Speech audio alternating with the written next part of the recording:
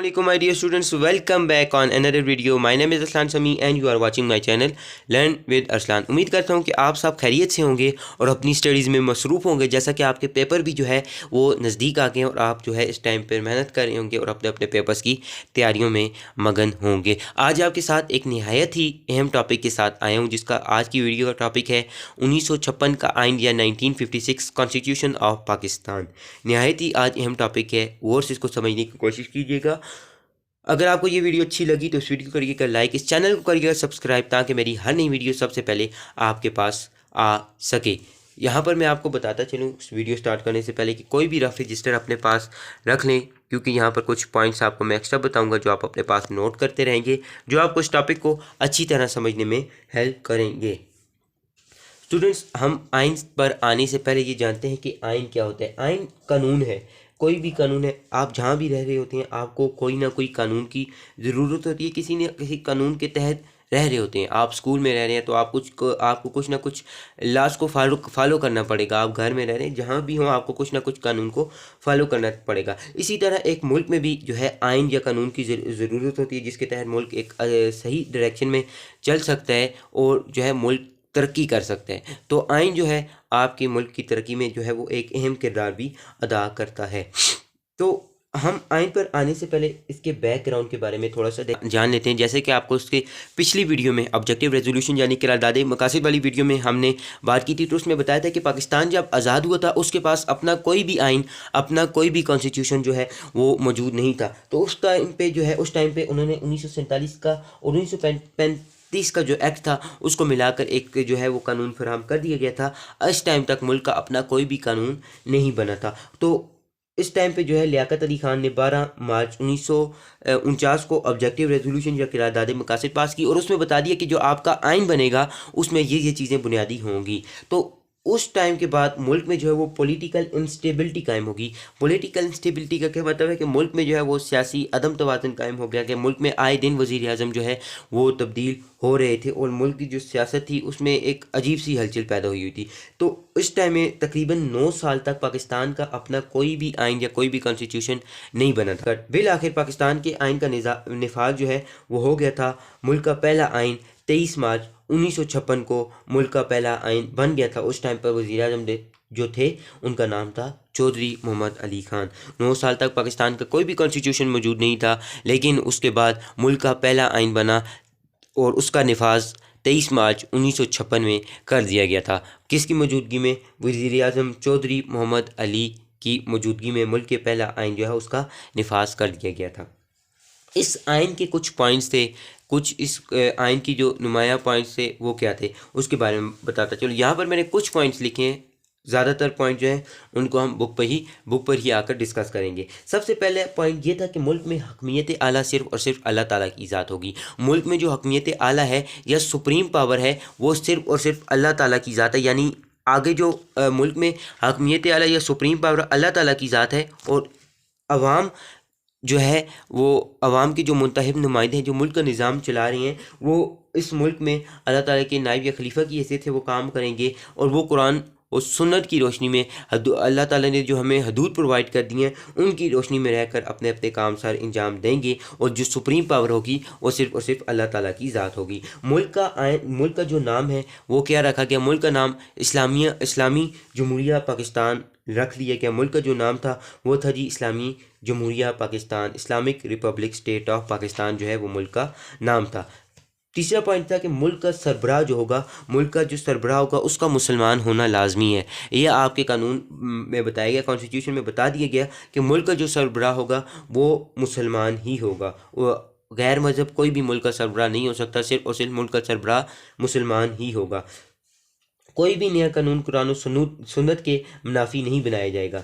कोई भी जो कानून होगा, कोई भी नया कानून बनाया जाएगा वो कुरान और सुन्नत के मुनाफी नहीं बनाया जाएगा। इसका क्या मतलब है कि कोई भी जो कानून बनेगा वो कुरान और सुन्नत के तहत बनेगा। ऐसे कानून को नहीं माना जाएगा जो कुरान और सुन्नत के ख़िलाफ़ हो या कुरान और सुन्नत के मुनाफी हो। कोई भी कानून कुरान और सुन्नत के तहत, जो कुरान और सुन्नत ने हमें बताया उसके तहत जो है वो नया कानून बनाया जाएगा। सूद, असमत फरोशी और जुआ, शराब और जुआ शराब का ख़ात्मा किया जाएगा कि ये जो बुरी चीज़ें मुल्क में बुराइयाँ, सूद हो गई, असमत फरोशी, जुआ वगैरह, इसका मुल्क में ख़ात्मा किया जाएगा। इन बुरी चीज़ों को, ये जो बैड ईवल्स हैं, इनको ख़त्म करने की मुल्क में कोशिश की जाएगी। तमाम इस्लामी ममालिक के साथ दोस्ताना ताल्लुकात कायम किए जाएंगे कि जितने भी इस्लामी ममालिक हैं उनके साथ एक अच्छे ताल्लुकात कायम किए जाएंगे, उनके साथ जो है ताल्लुकात को अच्छा करने की कोशिश की जाएगी। अक़लियतों के हकूक़ के तहफ़्फ़ुज़ और मजहबी आज़ादी का वादा किया गया कि उन्होंने कहा कि अक़लियतें जो हैं, जो अक़लियत हैं, अक़लियत क्या, जो लोग कम तादाद में गैर मज़हब लोग जो होंगे पाकिस्तान में, वो अक़लियत है। मिसाल के तौर पर पाकिस्तान के अंदर जो सिख, हिंदू, ईसाई वगैरह रह रहे हैं, ये अक़लियत में। अक्सरियत में कौन है? मुसलमान। तो उन्होंने कहा कि अक़लियतों के हकूक़ की भी ज़मानत होगी, कि अक़लियतों के हकूक़ का भी तहफ़्फ़ुज़ होगा और उनको भी मजहबी आज़ादी होगी। अक़लियत जो है वो जिस मज़हब से भी अपने जिस मज़हब से भी बिलोंग करते हैं, जिस मज़हब से भी वो ताल्लुक़ रखते हैं, वो अपने मज़हब के तहत ज़िंदगी गुजार सकते हैं, उनको आज़ादी है, उन पर कोई रिस्ट्रिक्शन पाकिस्तान में नहीं है। लास्ट में आइन में तरमीम के लिए 2/3 अरकान की हमायत ज़रूरी करार दी गई कि आइन में जो भी आपने तब्दीली करनी है तो आपको जो है वो असम्बली से 2/3 अक्सरियत जो है, 2/3 हमायत चाहिए। कोई भी आइन में तरमीम करने के लिए, आइन में अगर आप कोई भी तब्दीली करना चाहते हैं तो आपको 2/3 जो है वो हमायत की ज़रूरत है असम्बली में से। अच्छा, ये थे कुछ मेन पॉइंट जो मैंने आपको बता दिए। ज़्यादातर मैंने आपको बताया पॉइंट बुक पर हैं, हम जाकर वहाँ उनको भी एक्सप्लेन करेंगे। आपको ये पता चल गया आइन क्या होता है, कॉन्स्टिट्यूशन क्या होता है। पाकिस्तान का पहला आइन 1956 में बन गया था। किसकी मौजूदगी में? वज़ीर आज़म चौधरी मोहम्मद अली की मौजूदगी में पाकिस्तान का पहला आइन बन गया था। जो मेन पॉइंट थे वो आइन के ये थे। अच्छा स्टूडेंट्स, इसके बाद सिकंदर मिर्ज़ा गवर्नर जनरल बने थे पाकिस्तान के। उसके बाद 16 अक्टूबर 1955 में ग़ुलाम मोहम्मद की मजूली के बाद 16 अक्टूबर 1955 में ग़ुलाम मोहम्मद की मजूली के बाद आप जो है वो पाकिस्तान के गवर्नर जनरल बन गए थे। कौन? सिकंदर मिर्ज़ा। लेकिन उसके बाद जब आपका आइन का निफाज हुआ, जब पाकिस्तान का आइन नाफिज हो गया, तो जो सिकंदर मिर्ज़ा थे, ये मेन नाम है, इसको आपने याद रखना है। ये जो सिकंदर मिर्ज़ा थे, ये पाकिस्तान के गवर्नर जनरल बने। बाद में आइन के निफाज होने के बाद ये पाकिस्तान के सदर बन गए थे। पाकिस्तान के सदर बन गए थे। सिकंदर मिर्ज़ा का नाम आपने याद रखना है क्योंकि आगे काफ़ी जगहों पर ये नाम यूज़ होगा। ठीक है, सिकंदर मिर्ज़ा अब जो थे आइन के निफाज के बाद पाकिस्तान के सदर थे।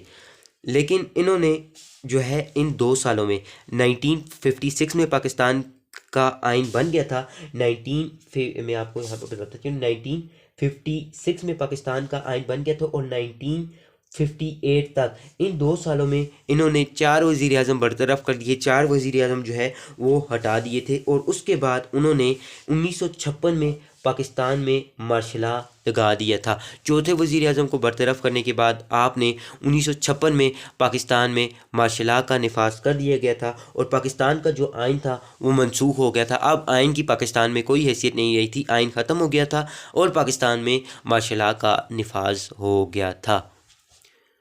किस तरह हुआ? सिकंदर मिर्ज़ा ने जो है वो है उन 2 सालों में 4 वज़ीर बरतरफ किए। उसके बाद आपने असम्बली तोड़ दी, आपने आइन को बरतरफ कर दिया और अब मुल्क में मार्शल लॉ का निफाज हो गया। लेकिन उसके 20 दिनों बाद आपने मार्शल लॉ के निफाज के साथ ही आपने जनरल अयूब खान को मार्शल लॉ एडमिनिस्ट्रेटर बनाया था। लेकिन 20 दिनों बाद जनरल अयूब खान ने इनको इस्तीफ़ा दे दिया, मुल्क बदर कर दिया और अब वो पाकिस्तान में मार्शल लॉ का निफाज हो चुका था और अब पाकिस्तान के वही सरबराह थे।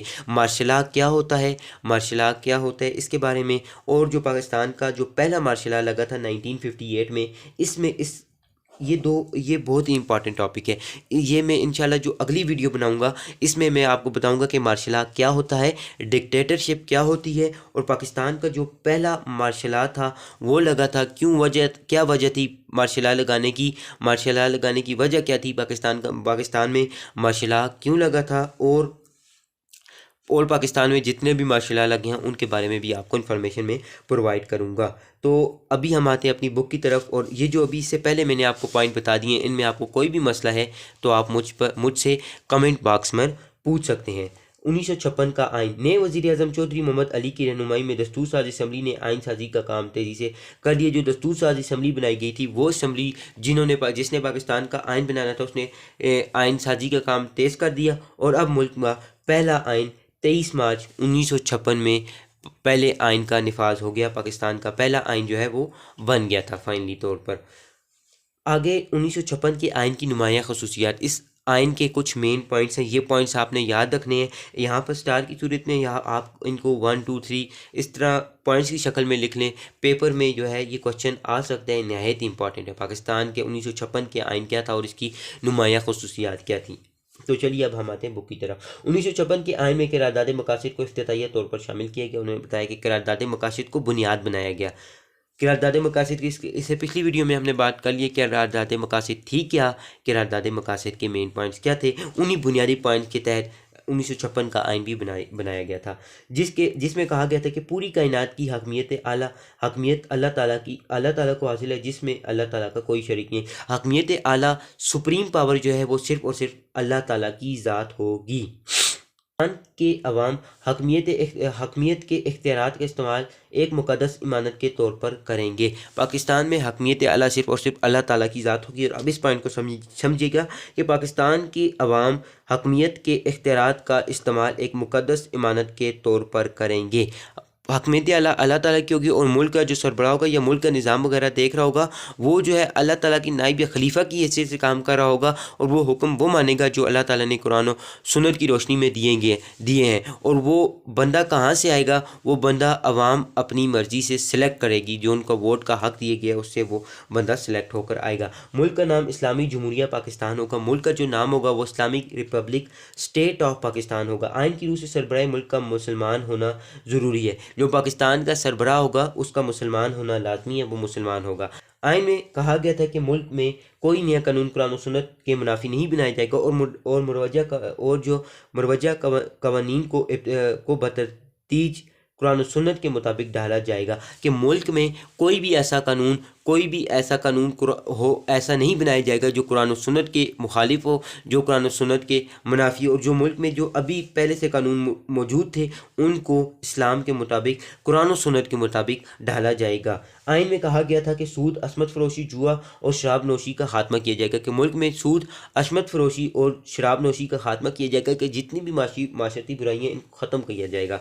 आइन में ज़कात और औकाफ का बेहतरीन बंदोबस्त और इंतज़ाम का वादा किया गया। कि मुल्क में जो ज़कात होगी उसका बंदोबस्त किया गया कि उनको ख़ास लोगों तक पहुँचाना है, उसका भी एक ख़ास बंदोबस्त कर दिया गया। पाकिस्तान एक फलाही रियासत होगी जिसमें मज़दूरों के औकात बेहतर बनाने, तालीम, मेडिकल की सहूलत फराहम करने और रोटी, कपड़ा और मकान की ज़रूरियात को पूरा करना हुकूमत की जिम्मेदारी करार दिया गया। और पाकिस्तान में बताया कि पाकिस्तान एक फलाही रियासत होगी। यहाँ पर मज़दूरों के हकूक़ का तहफ़्फ़ुज़ होगा, उनको बेहतरीन वक्त फराहम किया जाएगा, तालीम, मेडिकल की सहूलत लोगों को फराहम की जाएगी, रोटी, कपड़ा, मकान की ज़रूरत लोगों को फराहम करेगी। ये हुकूमत का काम होगा कि इन चीज़ों को लोगों को वो फराहम करे। उसके बाद आइन में कहा गया था कि तमाम इस्लामी ममालिक के साथ दोस्ताना ताल्लुकात कायम किए जाएंगे। जो आपके इंटरनेशनल रिलेशनशिप है वो दूसरों मुल्कों के साथ, इस्लामी मुल्कों के साथ, उनको बेहतर करने की दोस्ताना ताल्लुकात कायम करने की कोशिश की जाएगी, दोस्ताना ताल्लुकात कायम किए जाएंगे। आइन में अक़लियतों के हकूक़ के तहफ़्फ़ुज़ और इन्हें मज़हबी आज़ादी देने का वादा किया गया। कि मुल्क में जो अक़लियतें हैं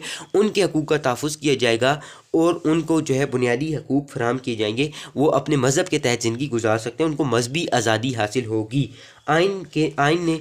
आइन ने तमाम शहरियों को यकसां बुनियादी हकूक़ तस्लीम किए। कि आइन में जो है बुनियादी शहरियों के जो बुनियादी हकूक़ हैं, फंडामेंटल राइट्स हैं, उनकी हिफाजत की जाएगी, लोगों को उनके हकूक़ फराहम किए जाएंगे।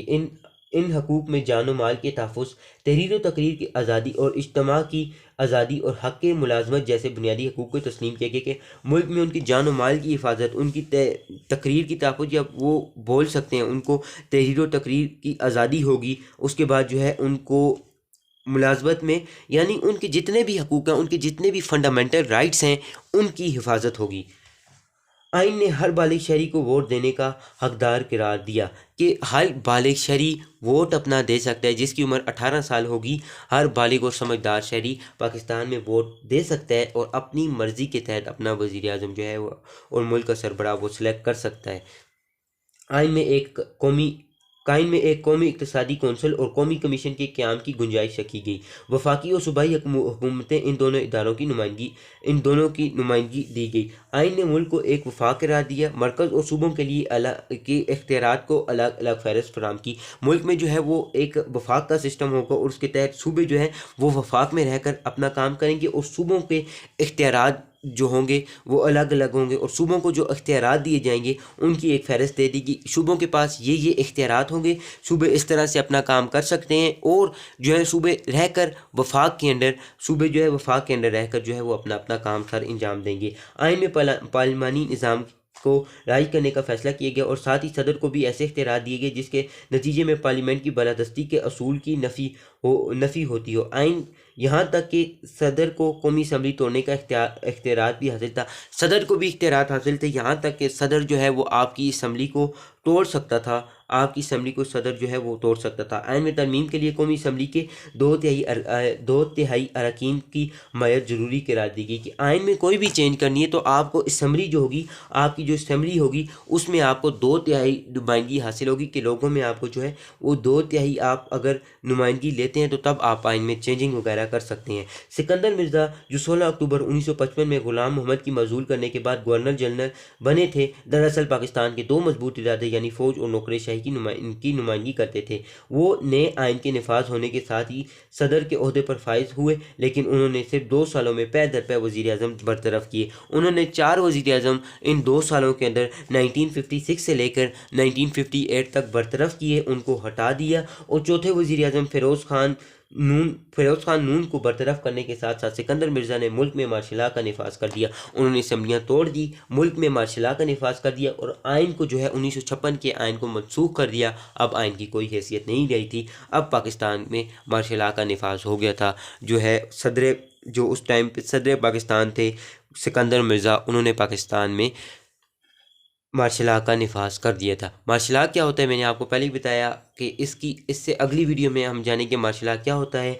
जो फिर 1948 का मार्शल लॉ लगा था वो कैसा था, उसके असबाब क्या थे और पाकिस्तान में इससे पहले जो मार्शल लॉ लगे थे उनके बारे में भी हम थोड़ा सा जानेंगे। यहाँ पर अगर आप किसी भी पॉइंट में कंफ्यूज हैं तो मुझसे पूछ सकते हैं। तब तक दीजिए मुझे इजाज़त और मेरी दुआ रहेगी कि अल्लाह पाक आप सबको कामयाब व कामरान करे। आमीन सुम्मा आमीन।